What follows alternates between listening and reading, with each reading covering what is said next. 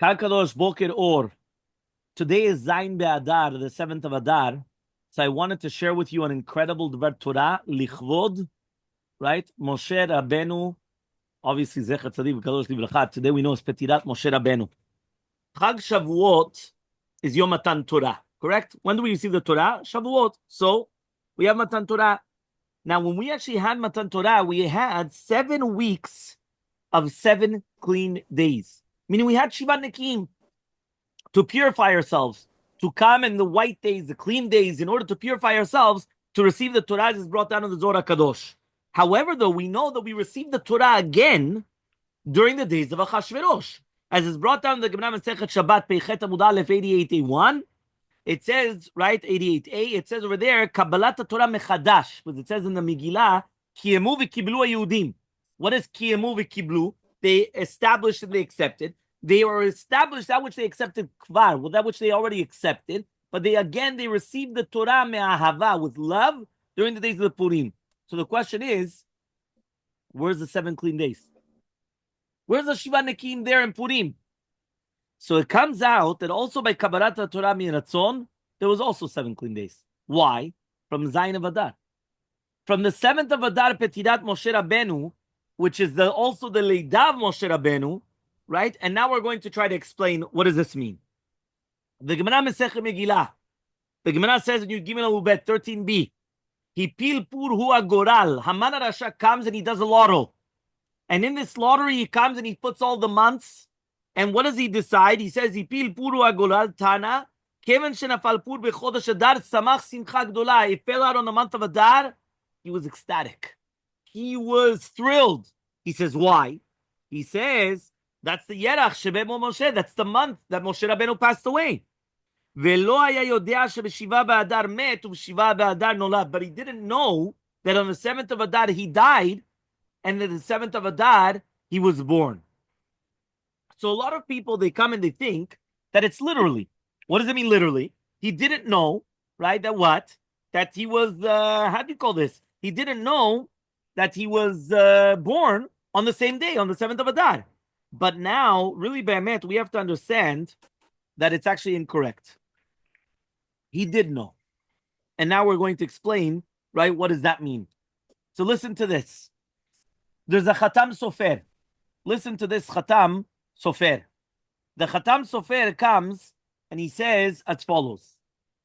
He brings down the Gemara, Vayomer lo zeresh ishto v'chachamav. Imi zera Yehudi Mordechai shechilota lipol lefanav lo tuchal lo kinafol tipol.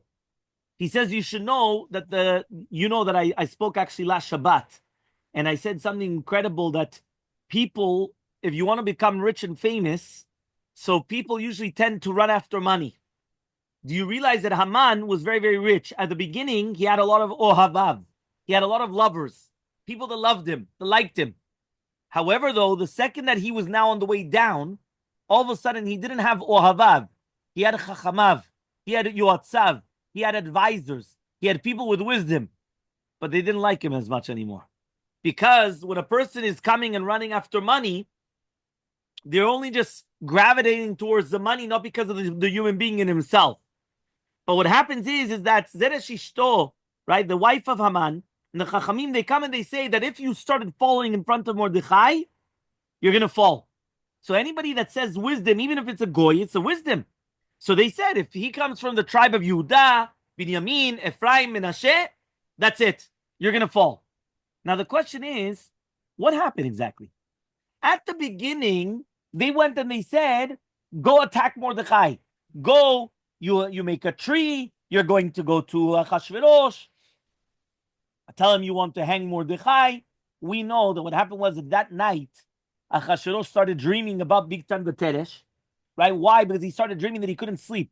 And he said, what's written in the books? And even though the sons of Aman were the ones that were reading the books, it kept on coming to the same page. So he kept on, and every page was written the same name, that Mordechai came and he saved Bigtan B'Teresh. Now, it was written really, when they wrote it in, it was written Bigtan O Teresh. He saved him from Bigtan O Teresh, one or the other, because there was only one that planned to kill him, but it was Bigtan O Teresh. And it became Bigtana Vateresh, which means both of them planned to kill the king. So he told them what's written on the page. He keeps on flapping. What's written? So they had to read it out. And they read that Mordechai came and he saved you. So he went and he said, 1 second. What did I do to him? So he said, nothing. Ah, nothing. Okay. So immediately all of a sudden, Haman comes in. Call in Haman. So all of a sudden he tells Haman, tell me something. Even before he lets Haman speak, what do I do to somebody that I want to give him a lot of kavod? Haman is you have to bring the king's horse and the king's dress and even the crown. Now, when he said the crown, Achashverosh's face turned white. What? He also wants my crown? Oh. Yeah, he wants also the crown. What's going on? Yeah. So what happened is that his face turns white. What's going on over here? So what happened is the second time around, he doesn't say the crown. And then he says he should go into the city streets and he should read in front of him, this is what the man wants to do, vechule, vechule. Beautiful. What happens is, right, yeah. So what happens is that all of a sudden, right, what happens is as follows. Yeah, comes Achashverosh, and he said, whatever you just said, do it to Mordechai. Now, Haman was just coming to hang Mordechai. What happens at the end? He's not going to hang him. You know what he's going to do? He's going to come, right? And he's going to, what's it called? He's going to take him around the entire city. And then afterwards, his own daughter went and she threw a pot on the bottom. And really, Be'emet, it was their father. She thought it was Mordechai. She committed suicide. She jumped out of the window. You know, it was a terrible thing for Haman. So therefore, it comes and he says, what happened exactly? Right, that at the beginning they come and they tell him, go fight against Mordechai. And all of a sudden they tell him, you know what? If you're going to start and you're losing, you're a dead man. What changed? Right, now, if you're going to tell me that it was because of all of a sudden the radiance of Mordechai starts coming out, what exactly happened? So he comes and he says like this, listen very carefully. Haman at the beginning, he did the lottery. And what did it come out to? The month of Adar. He was very, very happy because of what happened. What happened in the month of Adar? Moshe Rabbenu passed away. He was born in Adar. So listen to this. He says there's a Gemara in the end of Eruchim.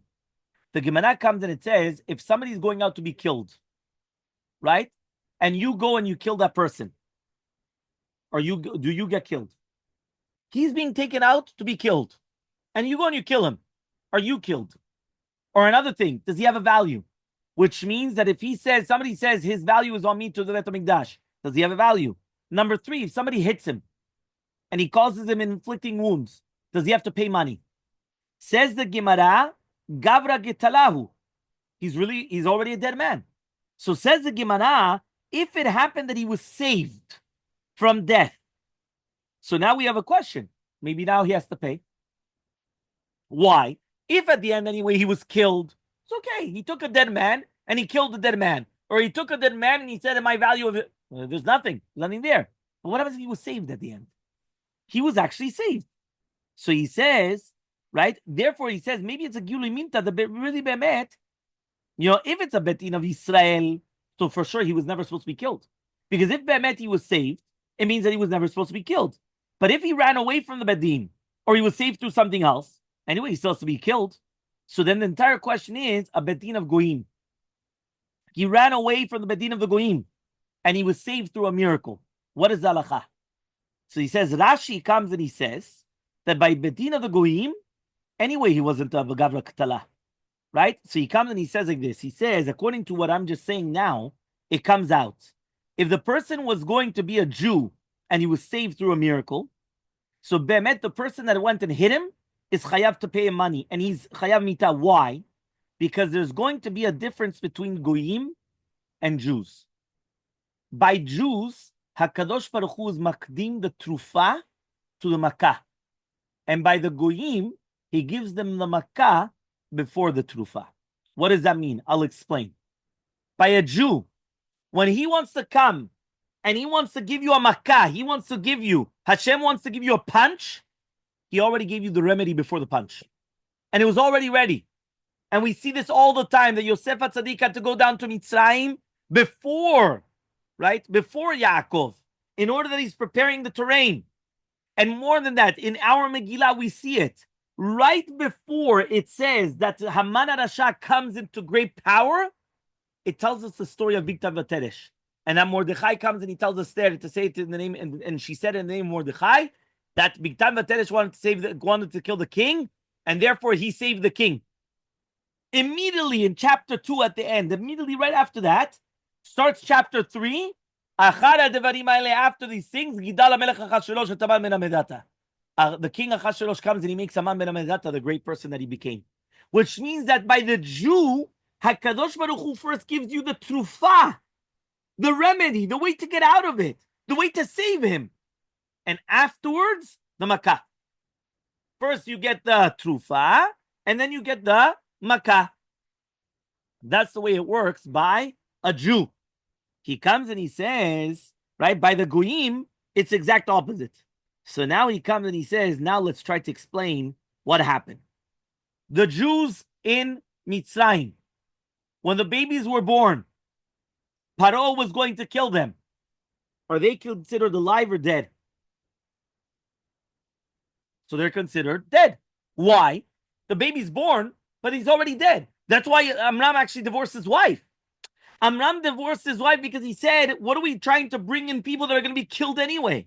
So then you're right. Miriam came and she told him, no, but it's, how do you call it? But what about the girls? And about this and about that? But really, Be'emet, they were already considered dead. So when Moshe Rabbenu was born, right? When Moshe Rabbenu was born on the 7th of Adar, when was he truly born?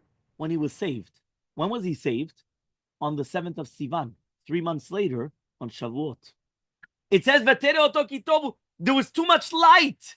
And there was so much light that was coming, she couldn't hide him. The entire house, because now it's the day of Shavuot. So what happens? What happens is that right now, he was born. So according to Haman, he knew he was physically born on the 7th of Adar.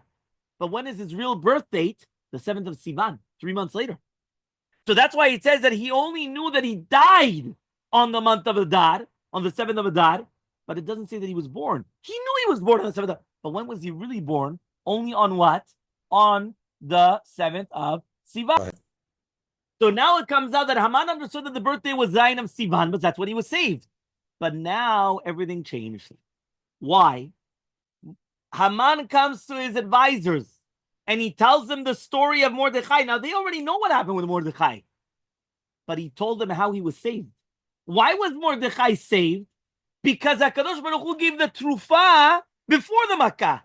He gave him the remedy of saving Biktam Vateresh even before the entire story of Haman. So now that the advisors realized that by the Jews, first it's going to be the trufa before the makkah, and therefore it revealed retroactively that he was going to be saved. It comes out that when was the real birthday of Moshe Rabbenu? On Zayin B'Adar. Because HaKadosh Baruch Hu's Magdim Trufa LaMakkah. And therefore he already went and he made it that he was going to be saved. And therefore it showed us that he was saved. And therefore his real birthday is Zayin B'Adar. That's when they said, now you're going to have your downfall. That's what changed everything. What changed everything, because before they were the ones that gave him the advice. It's not like they gave him bad advice and now good advice.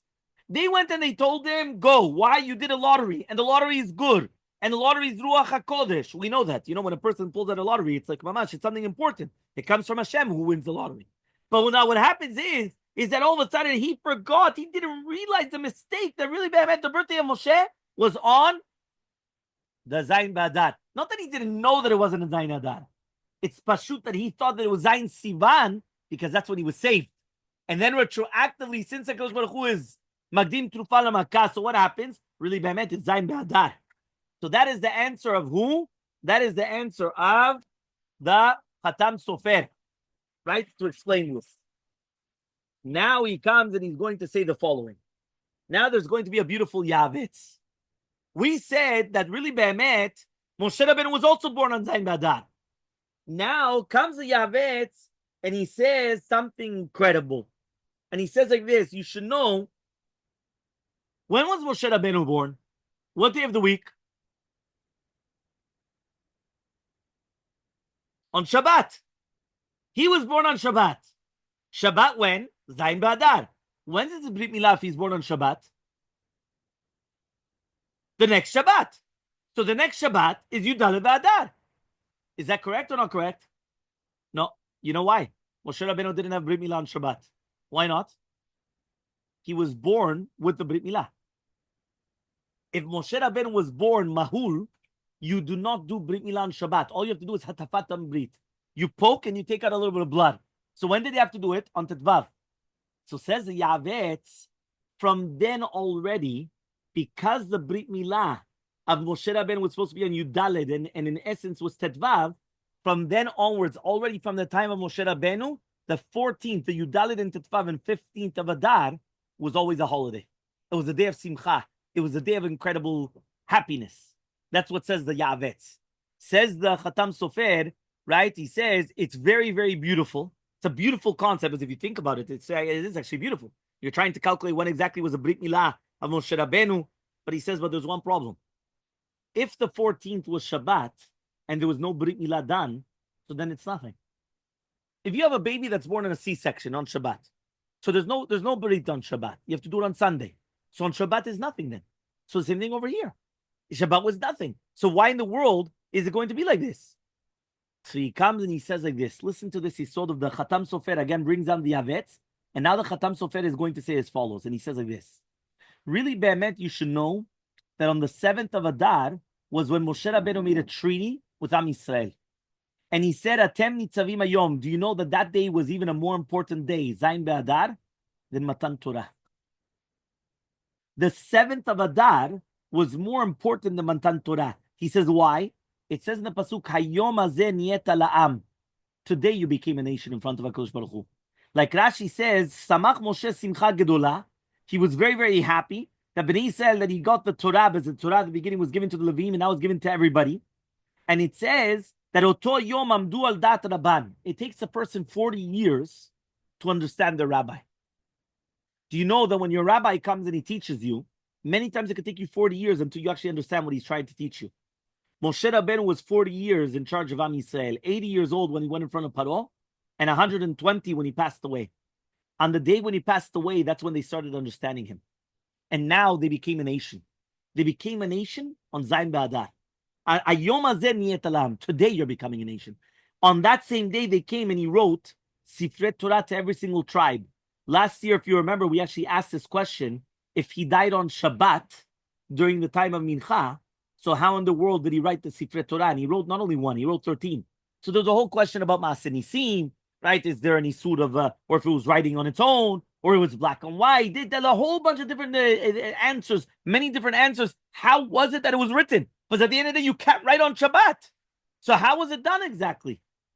So therefore, he comes and he says, Hayom hazeh niyeta la'am. You became a nation. Now, what happens is that there was an incredible yesod. Listen to this.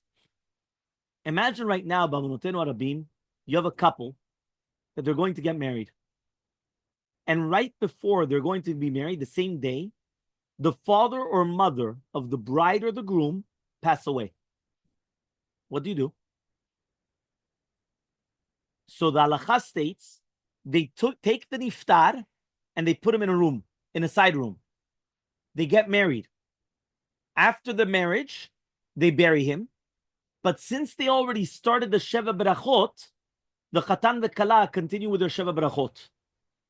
And after the Sheva Berachot, then they start 7 days of Avelut. Whichever one it is, obviously, right? That's what's brought down on the halacha. This is a Gemara Masechet Ketubot, and that's what's brought down on the halacha. So says the rabbis, listen carefully. When we became a nation on the 7th of Adar, we should have had the days of Simchat Torah. Because really, Be'emet, it's like Simchat Torah. We received the Torah. Right now, we received the Torah from Moshe Rabbeinu, that he wrote to us all these 4. So it was like, today we became a nation. Ayom hazeh niyeta la'am. You became a nation today. So what happens? We should have had 7 days immediately of that. What happened? HaKadosh Baruch Hu b'chudo v'atzmo buried Moshe Rabbeinu. Once he buried Moshe Rabbeinu, it was Hashem himself that buried Moshe Rabbeinu. Now what happens? Now you can't do the Shivat Yemei Mishteh. You can't do the 7 days of Simcha.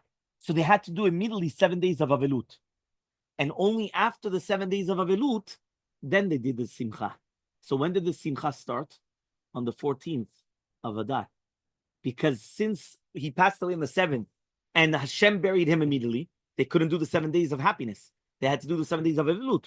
Only after the 7 days of Avilut did they do Simchat Torah, did they do the 7 days of happiness for receiving the Torah, right? That today they became a nation than in themselves. So it comes out that from the beginning, the 14th, right, and the 15th, or the entire week basically, was days of Simcha, right? All had to do with that. It already started during the time of Moshe Rabbenu. And that's why in the future, when it happened with Purim, that they again accepted upon themselves the Torah, everything happened because of the same accepting upon themselves the Torah from the beginning. Right? When was this from the beginning? From the first time around, which was going to be with Moshe Rabbenu. You understand? So it actually comes out beautiful. Meaning when we come and we say that there's 7 days of purity, there was 7 days of purity. Because it was 7 days from the Zayin of Adar until you died of Adar. There was 7 days that they purified themselves, that they became, and these are the 7 days that they did Avelut. And then these are the 7 days that they actually waited afterwards until once it comes Purim, now becomes Simchat Torah. And that's why there's so many connections between Simchat Torah and the day of Purim. Yeah, why? Because we have to be happy that we receive the Torah. We receive the Torah with love, with joy, not out of fear. And that's why we come and we're happy to receive it. It wasn't like Har Sinai that was kafalem harakakiyit, that HaKadosh Baruch Hu put the mountain on top of us. So here we're actually very, very happy. We're enjoying what happened. So now, according to this, we're going to go one more step. We just explained about how we had 2 Matan Torahs, the Matan Torah, right, which is going to be Torah Shebichtav, and then we had Torah Shebe'al Peh also, that we received it on Purim, and again we received it Be'ava, and that was a new Daled of Adar. But now all of a sudden what happened, and we said also that there's going to be 7 days of clean days before Shavuot, 7 days clean days also before the Purim, and it starts on the day of 7th of Adar, because today is when we actually have that we received the Torah, the written scrolls from Moshe Rabbenu. Every single tribe received their own Sefer Torah. Beautiful stuff. On the 14th, that was the Brit Milah of Moshe Rabbenu. There was Simcha. Then later on, we just actually learned also that was when they actually started making the Simcha. But immediately when Moshe Rabbenu passed away, there was 7 days of Avelut. Beautiful. Now let's continue. There's a Midrash. The Midrash comes, and the Midrash says as follows. This is a Midrash Tanchuma. And the Midrash Tanchuma comes, and it says as follows. Vayikra el Moshe. Yeah, it says, HaKadosh Baruch Hu calls Moshe Rabbeinu, and he tells him, speak to Bnei Yisrael, and tell them that a person is going to bring a korban. Says the Midrash, Ka'avat adam tashpilenu shfal ruach yitmoch kavod. The ga'ava of a human being is going to put him down. But when a person is humble, so he's going to have kavod. What does that mean? Says the Midrash Tanchuma in Parashat Vayikra Gimel, it says there, Kol mi sherodef achar serara, if you run after power, serara, the power, borachat mimenu, will run away from you. V'chol mi sheboreach misrara. But if you're going to come and you're going to run away from the srara, you're running away from power, power will run after you because it wants you. Shaul ran away from power because when comes Shemuel HaNavi and wanted to make him the king, he went and he said, go ask the Urim V'Tumim. And then he ran away and he hid in the Kelim, Nichpa la Kelim. He went hiding. Why? He didn't want to become the king. And therefore, HaKadosh Baruch Hu says, he's the one that has to become the king. But if somebody runs away from the Srara, right? Sorry, he runs after Srara, runs away from him. That they bring from, right? Avimelech ben Yerubal. Avimelech ben Yerubal, right? It says over here, right? That he was trying to run after it, right? And therefore, what happens is that all of a sudden, right? It ran away from him. So therefore, he didn't want him to become king, right? And they killed him. Okay, fine. He says over here like this. He says Moshe Rabbenu ran away from the honor. Why? HaKadosh Baruch Hu comes and he tells him, listen, I'm going to send you to Paro. Moshe Rabbenu tells him, listen, Bi Hashem, shlachna, send somebody else. So says Rabbi Levi, 7 days HaKadosh Baruch Hu was speaking to Moshe Rabbenu, trying to convince him to go. And Moshe Rabbenu kept on answering, shlachna, send somebody. So then Moshe Rabbenu comes and he says, okay, fine, I'm chevad peh, I stutter, this and that. So he says, when right now he comes in front of Paro, he says, listen, the Jews, the God of the Jews, he told us we have to go. He said, who's God? So Moshe Rabbeinu comes and he sits down. So why? He said, I already did my shlichut, I did my job. HaKadosh Baruch Hu tells him, what are you sitting? Go to Paro. Go, tell him. And on every single dibur, he kept on saying, Lech el Paro. Go to Paro. Why did he say go to Paro? Because Moshe Rabbeinu was like running away from it. He went, he sat down. He didn't want to come and start fighting against Paro. He didn't want the honor. He didn't want nothing. So therefore, what happened was HaKadosh Baruch Hu every single time had to come and tell him, go. Shaul HaMelech, by the way, was the same thing. Shaul HaMelech also, at the beginning, right, that's exactly what happened. What about Mordechai? Mordechai was the same thing. The Ibn Ezra, towards the end of Megillat Esther, on the last pasuk, the Ibn Ezra, one of the Rishonim, the Avraham Ben Ezra, he comes and he says, what does it mean when it says Dover Shalom Lechol Zaro? He was saying Shalom to all his children. He says the nature is that your grandchildren and your children are afraid of you. But he always used to speak to them with a lot of kavod. Why? Because of his admatnuto, because of his anava, just like it says by Moshe Rabbenu. What is the connection now between Moshe Rabbenu, right, and Moshe, right, and again the Moshe Rabbenu Mordechai, and also with Shaul, right? It says like this: Mordechai had the anava like Moshe Rabbenu was. It says Dover Shalom Lechol Zaro, and it's actually incredible, right? That it's brought down that they actually used Ruach HaKodesh, right, in order to come and to write the entire Megillah. But the Mekubalim come and they say that Mordechai was a Gilgul Nitzotz of Moshe Rabbenu. Haman was the Ish Mitzri that was killed, the Egyptian that was killed by Moshe Rabbenu. And therefore, that's why he wanted to take vengeance against Mordechai. He wanted to kill Mordechai back because Kilu he's killing Moshe Rabbenu, right, that he killed him. Esther Malka was the Nitzotz of Bitya Bat Paro. She was like Bitya, and that's why he went and he took her for his daughter, right? Kilu that he was paying her back, right? Especially, and the Midrash actually says everything that you find by Moshe Rabbenu, you find by Mordechai at Tzaddik. And just like the Ibn Ezra said, that they were both very, very, very humble. So therefore, right, it actually says that when they appointed Rabbi Elazar ben Azariah to become the Nasi, the prince, he went and he said, I have to ask my family. Because at the time, Rabbi Gamliel was acting very, very strong against Rabbi Yoshua. So Rabbi Elazar ben Azariah comes and he said, I want to ask my family, because if I am accepted upon my family, it means that I'm humble. Because if I'm not accepted by family, I'm not humble. Why? It's listen to this. He says, this is the Yarot Dvash, Rabbi Yonatan Eibishitz. It's something incredible. He says, En Adam, right, Makid Atzmo. A person doesn't know himself. Why? When you ask a Chacham, what is the easiest thing and what is the most difficult thing? He comes and he says, the easiest thing is to trick yourself. The most difficult thing is to trick other people. He says, why? When you trick other people, you have to work hard.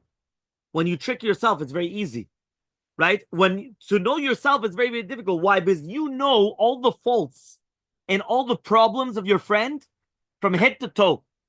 You could tell him all his problems, but your own blemishes, you don't even realize. And you think that you're perfect. So Rabbi Elazar ben Azariah comes and he said that you want to actually check it well. He comes and he says, I want to ask my family. If I'm accepted by my family, it means that I'm humble.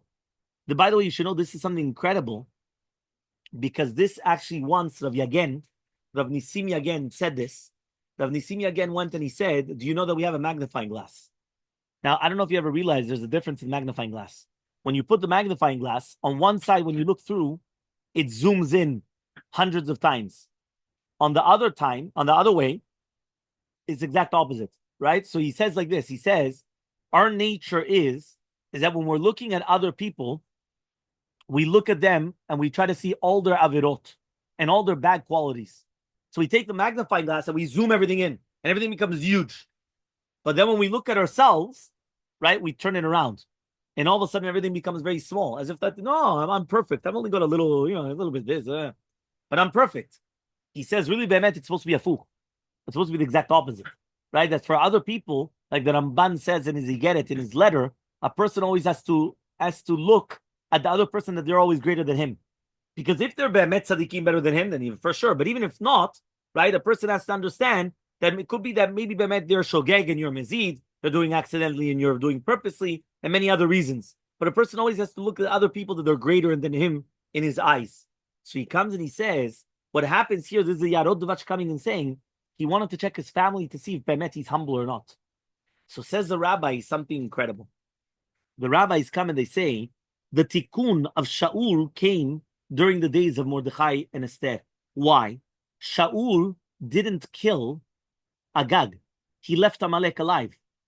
Right? Mordechai came and he tried to kill out all of Amalek with all of his strength and with everything that they can. And it comes out that Mordechai was also the Mshech of the Shpat v'Tikkun of Moshe Rabbenu, right? As it's actually also already brought down. And that's what we're supposed to do. What we're supposed to do nowadays is to focus. How do you become a Moshe Rabbeinu? The Rambam says every single one of us is supposed to become like a Moshe Rabbeinu. We have the potential of becoming. It doesn't mean 100% like Moshe, but nobody could be exactly like a Moshe. But every single one of us has the potential to becoming like a Moshe. How do you become a potential like becoming like Moshe? Recognizing that it's step by step. You have to continue growing. You have to continue growing. You have to be humble. You have to love the other people. You have to come. That in essence is what Purim is all about.